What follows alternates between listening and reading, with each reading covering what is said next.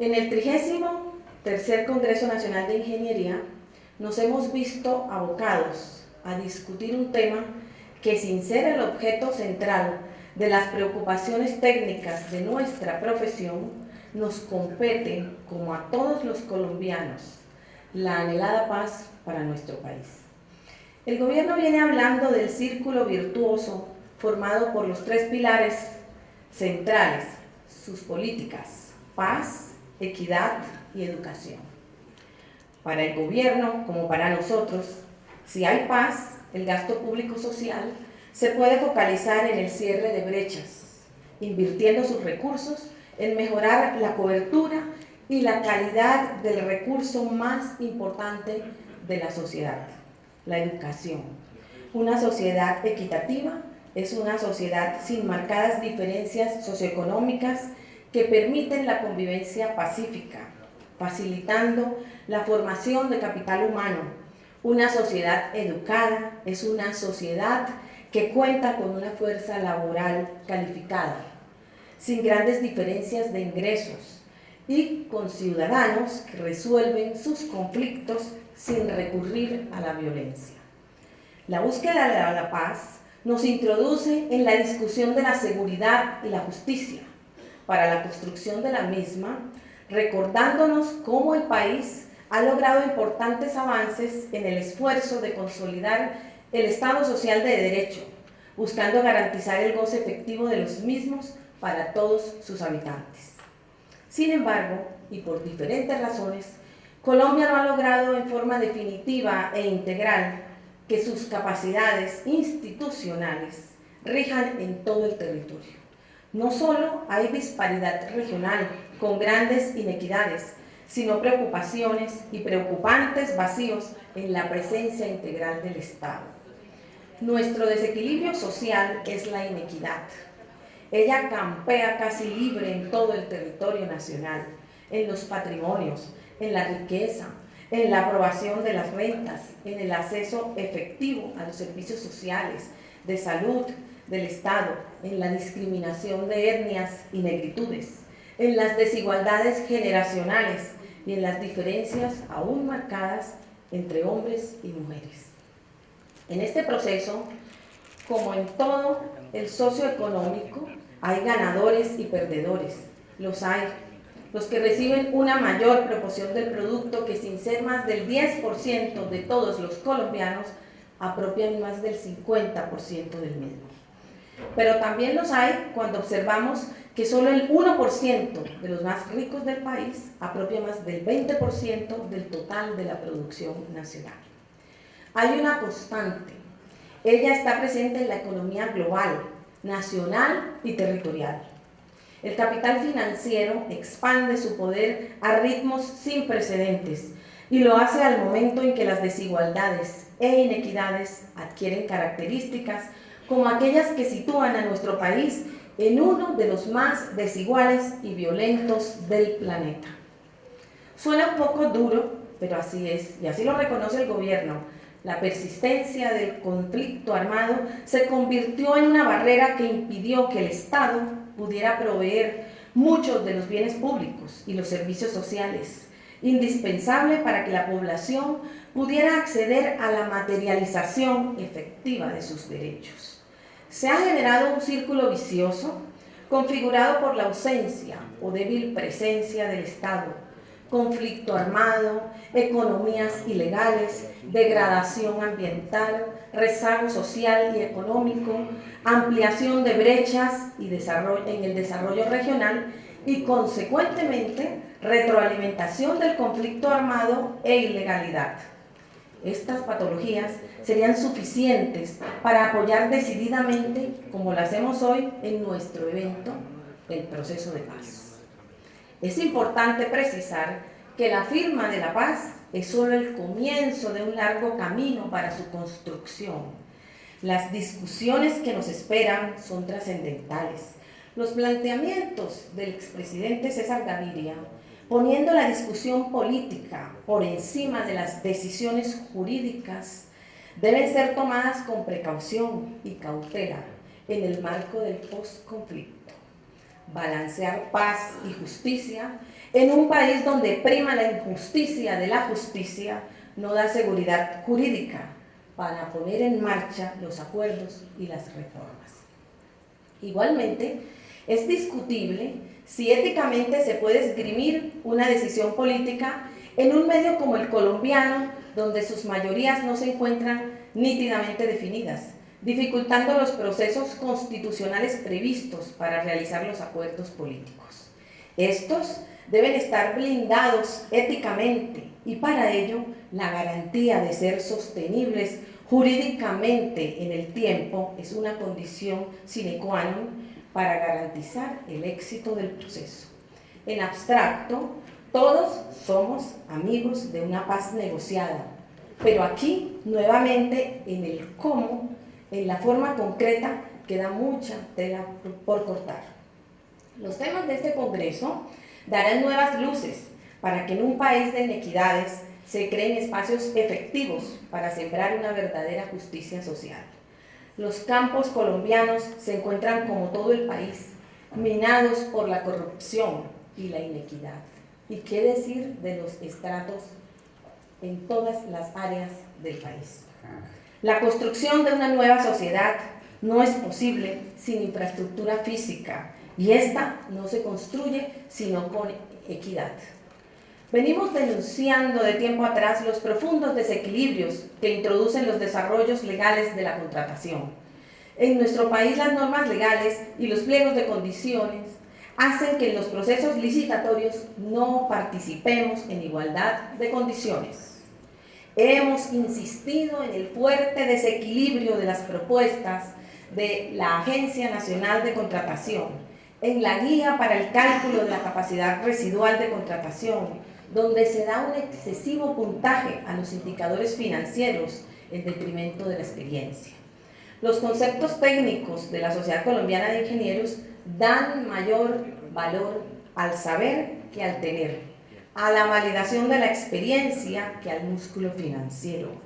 Se estigmatizan problemáticamente los consorcios y las uniones temporales, conformadas para sumar experiencias, indicadores financieros y demás requerimientos técnicos esenciales, no solamente para la contratación, sino para la ejecución eficaz de las obras.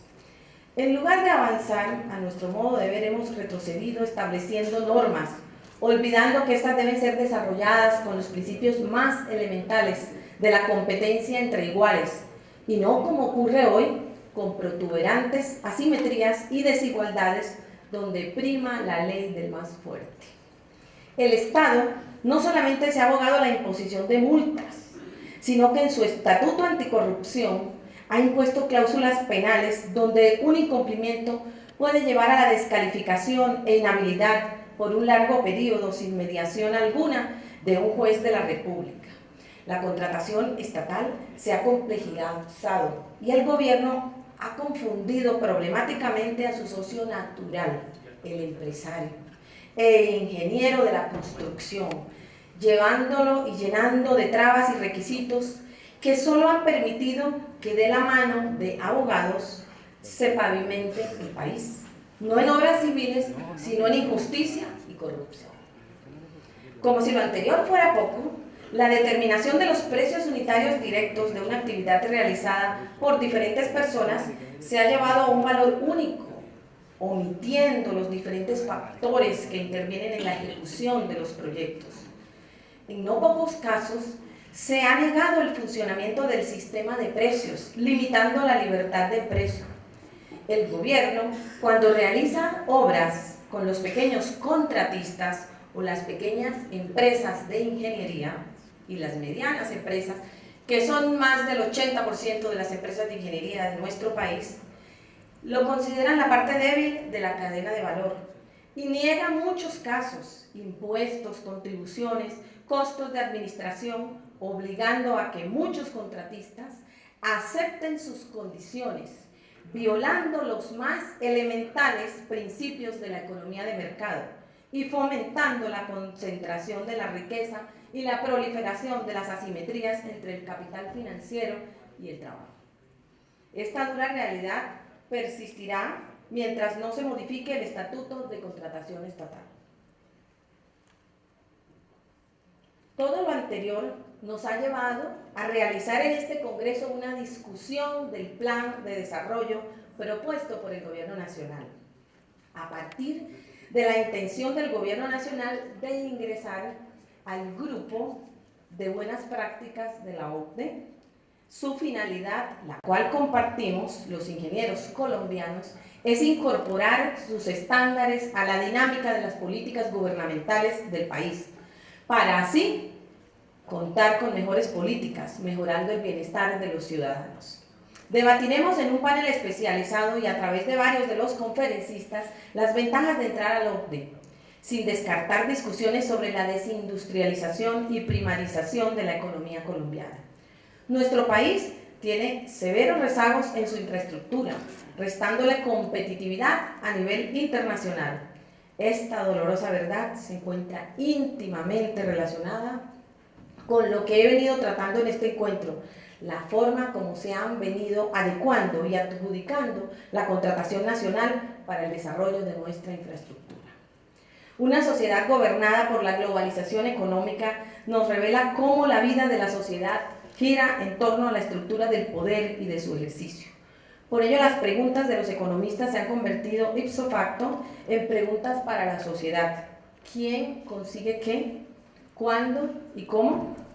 Si hay acuerdo sobre el qué y el cuándo, el cómo no se puede hacer al margen de comprender que hay globalización económica sin globalización política. Problema crucial para discutir el papel complejo de la ingeniería en la construcción de la infraestructura territorial.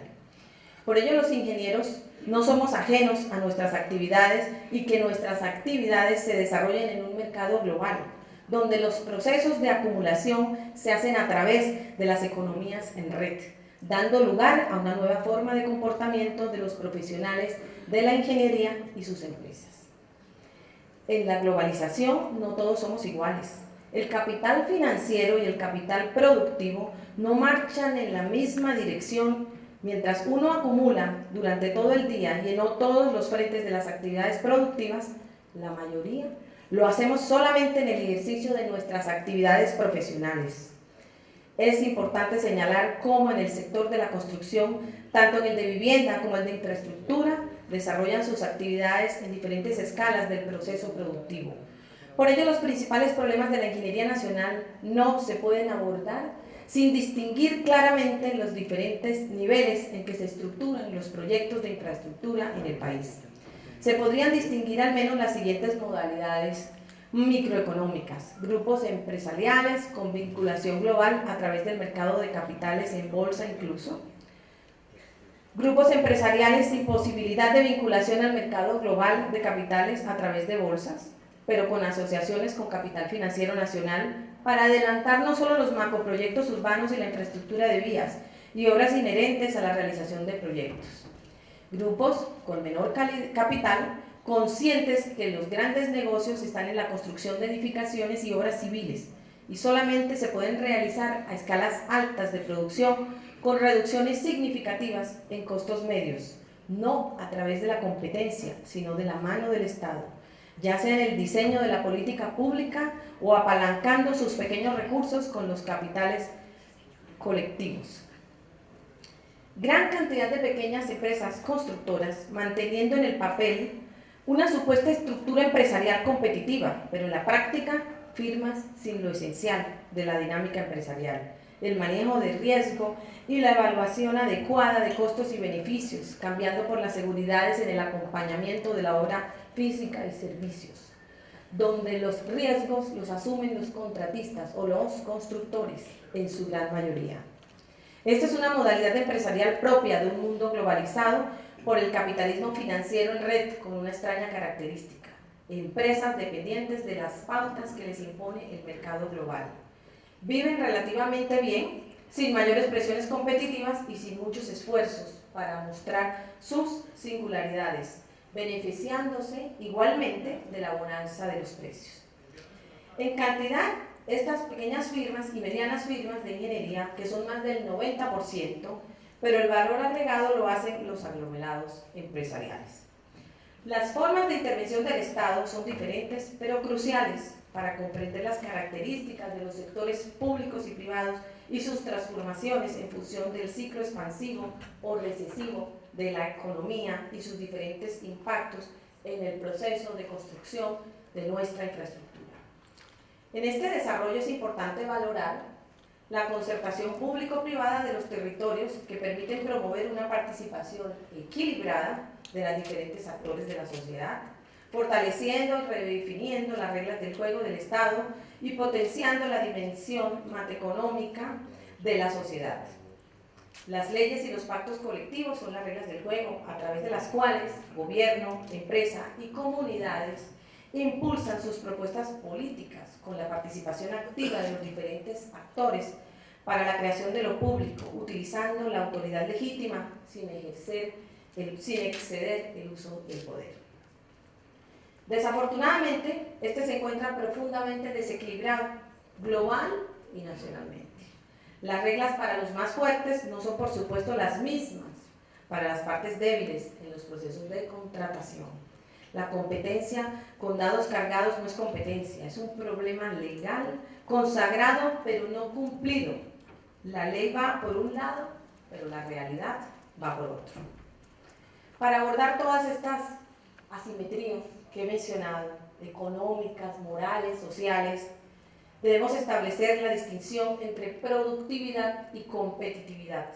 La competitividad es esencialmente un problema de empresas, pero las empresas, para ser competitivas, requieren de políticas de productividad que mejoren la competitividad. Hay una fuerte relación entre el comportamiento empresarial exitoso y el buen desempeño gubernamental. El Estado, desgraciadamente, no en todos los casos, es un árbitro desinteresado. La cooptación del mismo es la fuente de la inequidad, la corrupción y las desigualdades. Los anteriores temas no son solo técnicos, también son de política pública, y ayer lo escuchábamos en voces del secretario de Transparencia de la Presidencia. Qué interesante que la política pública se fundamentara en la equidad, no solo en la contratación ni en el proceso precontractual, sino en la ejecución ya del proyecto o de la construcción de la obra.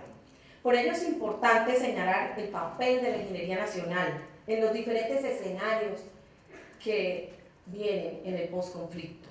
El Plan Nacional de Desarrollo, con firma del acuerdo y sin firma del mismo, discutiendo, fortaleciendo la ingeniería nacional, en particular las pymes, sin omitir el papel que éstas cumplen como prioridad nacional en los procesos de innovación. Para ello, se debe eliminar la duplicidad de objetivos e instrumentos de los diferentes niveles de intervención y regulación del Estado. En consecuencia, proponemos al inicio de este evento que las firmas más débiles deben recibir asistencia técnica en el conocimiento de los instrumentos de política y forma de acceso a los mismos. Segundo, el mayor apoyo lo deben recibir las firmas innovadoras con difícil acceso al mercado de capitales. Hace unos días nomás estábamos en un premio de sostenibilidad de innovación, donde los estudiantes de ingeniería, arquitectura y ciencias agronómicas participaban y presentaban proyectos sostenibles. Qué interesante. De igual manera, la inclusión en los costos unitarios de la disposición de recursos y técnicas que se encuentren en las regiones es supremamente importante. Tercero, la reestructuración de los procesos de cofinanciación de los proyectos, dando prioridad no solo a las asociaciones público-privadas, sino a las pymes que trabajan con centros de investigación y universidades. Identificar empresas de ingenieros en estado embrionario, pero con gran potencial de innovación y sin muchas posibilidades de acceder al mercado de capitales. El Estado nacional y territorial debe estimular a estas empresas, promoviendo su vinculación a capitales privados y públicos. Y el gobierno debe entender que el privado es un socio, no es su enemigo. El proyecto de ciencia y tecnología debe apoyar la innovación de las actividades de construcción, apoyando a las empresas y subsidiando con programas en el tiempo y énfasis en las etapas de alto riesgo a aquellas identificadas en los planes nacionales y territoriales. Las modalidades para desarrollo de estos programas de apoyo son amplias. Se pueden, por ejemplo, permitir que las firmas exitosas paguen algunos subsidios con ganancias de su éxito comercial. La escogencia de las firmas innovadoras se puede hacer a través de concursos públicos, definiendo claramente el apoyo y el monto de recursos que se les puede ofrecer para garantizar una adecuada orientación de sus estímulos a través de la vía presupuestal del gobierno. Obviamente, no solo nos ocuparemos del Plan Nacional de Desarrollo en este Congreso, pues las discusiones técnicas son la esencia del Congreso y de nuestro Encuentro Nacional de Ingeniería. Mucho se ha cuestionado vislumbrar los problemas que tuvo la Ingeniería Nacional en el último año y medio. Este es el centro académico, el encuentro académico y técnico, donde debemos vislumbrar nuestros problemas, las dificultades y los incumplimientos de ley conocidos por todos, que la sociedad sanciona, que la Sociedad Colombiana de Ingenieros no está de acuerdo y necesariamente tenemos que cumplir las normas para que las obras se hagan con calidad. Pero es este el escenario para discutir qué pasó, cómo son sus consecuencias y estudiar las experiencias que no podemos repetir, porque lamentablemente los sucesos se manejan en los estrados judiciales y en los medios de comunicación. Este es el sitio y el centro académico para conocer estas verdades. Iniciamos, por supuesto, con el caso de estudio de mayor importancia, con la desgracia y el desastre que fue el SPACE. Experiencias para no repetir. Las intervenciones de expertos nacionales e internacionales nos acercarán a la verdad, que es en últimas el propósito que anima a la Sociedad Colombiana de Ingenieros. Debo referirme a esta presión que fuimos objetos por programar un espacio para que el país y nosotros y los jóvenes estudiantes que aquí se encuentran conozcan historias inéditas y reales de una tragedia que causó enorme daño y enlutó hogares, pero cuya ocurrencia debe capitalizarse para que no haya una repetición. El Metro de Bogotá y los sistemas integrados de transporte serán objeto de análisis. La movilidad es un problema común en las ciudades colombianas. Reflexionaremos qué pasará con nuestras ciudades en unos 20 años si continuamos así. Hoy no deberíamos estar pensando en el Metro de Bogotá, sino de ciudades intermedias, como Ibagué, como Pereira, como Bucaramanga, como Montería. El Metro de Bogotá es la obra de infraestructura más importante y la inversión cuantiosa que va a realizar el gobierno nacional. La política petrolera, la sostenibilidad de la minería y, por supuesto, la contratación son temas que nos ocuparán en estos 3 días del Congreso. Capítulo especial y gratitud a nuestros conferencistas internacionales, los profesores José Calavera Ruiz, Michael Mucha, Juan Santamera, Said Sahar, Hanif Chaudhry y Bernard Despeville. Este último es un abogado inglés que fue procurador en Hong Kong y que ha elaborado y construido el libro que se llama Combatiendo la corrupción. Con esto cerraremos nuestro congreso porque estamos convencidos de la necesidad en la educación y de la implementación de la ética de estos jóvenes que apenas finalizan su universidad y serán los constructores de esta paz en el próximo 10, 15 años que podamos terminar este posconflicto. Este último día esperamos entregar al Gobierno Nacional y a los parlamentarios que nos acompañarán las propuestas concretas de la ingeniería para el articulado del Plan Nacional de Desarrollo. Pero considero pertinente adelantar algunas de esas propuestas por cuanto la vigencia del artículo 123 de la Ley 1737 del 2014, al entregar la exclusividad de ciertos trabajos al Instituto Geográfico Agustín Codazzi, prácticamente saca del mercado a ramas de la ingeniería como la topografía, la geodesia, la ingeniería catastral, y ello no se puede permitir por volver productiva una institución que no y que violó y quiere vulnerar los ingresos por los efectos colaterales de una norma que obliga a brindar la información abierta y gratuita como se hace en muchísimos países del mundo. Realmente es posible una solución y queremos golpear, y unas profesiones debemos hacer empresa. Vamos a golpear al Congreso de la República para presentar nuestras propuestas, las cuales esperamos sean de buen recibo del gobierno nacional. Hoy algunos colegas ven con angustia y consideramos que debemos hacer un cambio porque el Estado quiso asumir su competencia. Para la discusión del plan de desarrollo del articulado, trataremos de incorporar al máximo los puntos anteriores y que todos ellos surjan de las diferentes discusiones de nuestro evento.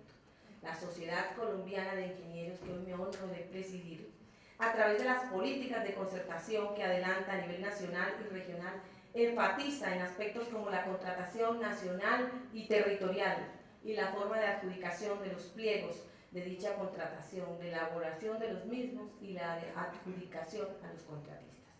En esta discusión buscamos poner nuestro grano de arena en la construcción de la paz. Esta no llegará al territorio nacional sin el concurso de los ingenieros colombianos, sin los cuales es imposible la construcción de un país educado, con equidad y en paz. Muchas gracias.